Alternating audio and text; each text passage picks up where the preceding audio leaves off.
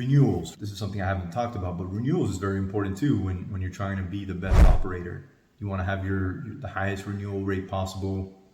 We focus a lot on building the community. If you're able to get one of your residents to become friends with another one of your residents and continue to build more relationships, the chances of them renewing become much, much greater.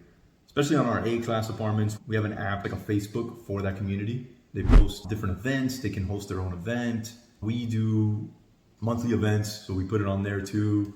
So constantly building that community, and it shows with our renewal rates. They're higher than your average. So what I was getting at when it says question everything, a lot of the times when you're asking about renewals, you'll have your property manager, your leasing manager, but I do also highly suggest that you don't just talk to your regional manager on these weekly asset management calls. Tell them that you want to speak to at least the on-site property manager, somebody that's on site.